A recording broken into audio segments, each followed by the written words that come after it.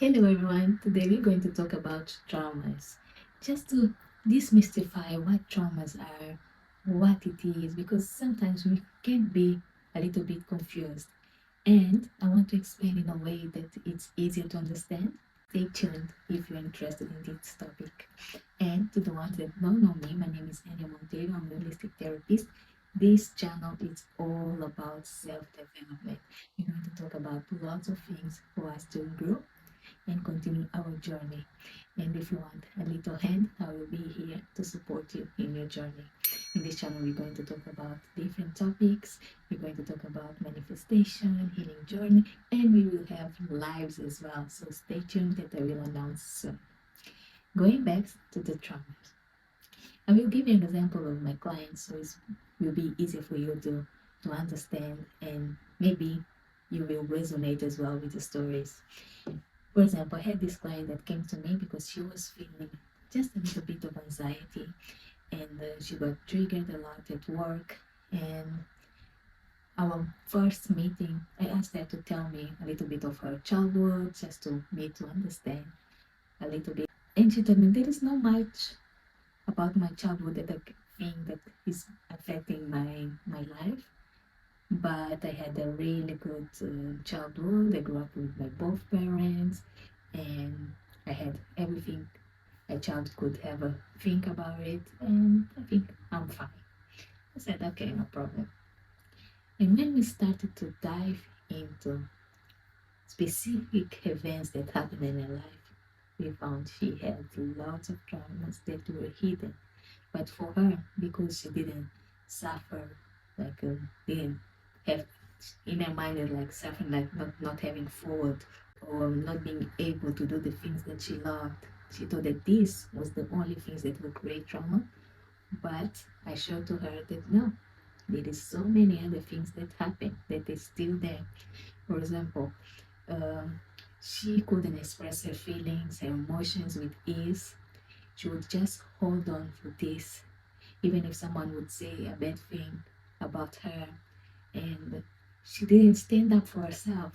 She was so scared of hurting other people. And we started to dive into this to understand why she doesn't even say to the person, sorry, I didn't like the way that you talked to me. Please, next time, have in consideration that I'm a person, I'm human as well. And what you did, it's wrong. Just a little thing that you can say to the other person at the moment that you didn't like for her was really hard because she grew up emotionally neglected, but she didn't know. For example, the mom was working a lot, the dad was working a lot, and she stayed most of her time dealing with her emotions on her own. She was just staying in her room when she was sad. She was just staying drawing, painting, doing any arts activities whenever she felt down that she needed a hug. But she didn't know that what happened in her childhood was affecting her adult life for her not to be able to express her feelings. Other event was the same client told me that she would say yes, yes, yes for everything because she didn't know how to set boundaries. She was scared of other people's opinions. She was scared of losing friendships. So this again is a sign of having a trauma. We need to understand that traumas, they're not just physical. There is lots of traumas that are emotional. And for us to understand, we need to see what happened in our childhood that made us behave in certain ways in our adult life. Yeah. For example, I will give an example of myself. I was around 4 years old. I was at school and I needed to go to toilet. And my teacher said no when I asked her to go. And I was 4 years old. I was holding on so badly. I was like, please, please, please. She said, but the break will be soon, so you need to wait. And for that reason, I was just counting the minutes. I was like, I need to go to pee. And boom, I couldn't hold anymore. And I peed myself. And all my classroom, they didn't realize, just my teacher. She saw like water on the floor. She said, Anya, what happened there? I said, oh, it was my bottle of water. And where's this bottle of water? I was lying, of course. I didn't even have a bottle of water. And I said to her, I don't know. She said, no, you're lying. You peed on yourself. No, no, no, not a big, it's not a good example for your colleagues. What are you doing? She started to shame me in front of everyone. And everyone started to laugh. And I was all wet.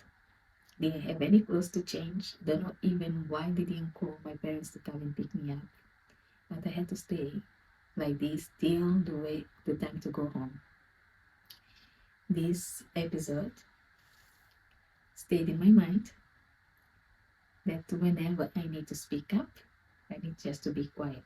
Because when I managed to speak up and I was so shy, she didn't listen to me.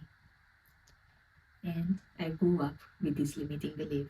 And only when I was starting to do my self development, going back to do my shadow work, the things that happened in my childhood, I found this event in my subconscious mind. I didn't even remember. I was like, wow, this happened a long time ago. It's still affecting my adult life. By the time I got into this limiting belief, I cleared, I reprogrammed, and now I'm able to do these videos, for example. I'm able to have my classes, able to do public speaking. But before, I would shake, my voice would tremble. I would be so scared of being in front of people. Just for you to understand how our childhood can affect our adult life. Let me give you another example of this client that he told me that, oh, I'm really scared of losing my job. I'm really scared of something will happen, something bad will happen. He had in mind that he can't be happy. That every time he is happy, something bad happens. But why he had this limiting belief on his mind? Because he didn't have the parents to support him on his choices. When we went to dive into his subconscious mind, we found out that the most important events of his life, it was like, for example, going to a football game, starting university, things like that. The person never took him to these events. He had to go on his own. So he felt that even good things when happen, I don't have the support. So in his mind, I get there, the thing that I like, but I don't feel happy. Why? Because I don't have the people that I love with me. So he was keeping all this thing on his subconscious mind and really was getting a good job, but something would happen. He would lose the job or something would happen in the job that would make him feel that it is not good enough. So this is to understand how trauma can affect our adult life. It's just a few examples. I don't want to make this video too long, but I will give you just the last one, that this client came to me saying that I don't deserve love. She had this in mind that she doesn't deserve love. Why? She had this why? Because her father was working in another city and the mom was all the time busy with their things. So she felt that there is not love for me. When she was going to the mom asking for things, the mom was like, oh, I'm too busy now. Just go and play with your toys, for example. She grew up thinking that she doesn't deserve love. And she had in her subconscious mind the same. So in her relationships, what was happening? She didn't find anyone that loved her. She was trying her best to keep this person, buying things of this person, doing her best not to lose these people because she thought that she didn't deserve love. When we found this in her subconscious mind, we cleared so many limiting beliefs. That was beautiful, her transformation.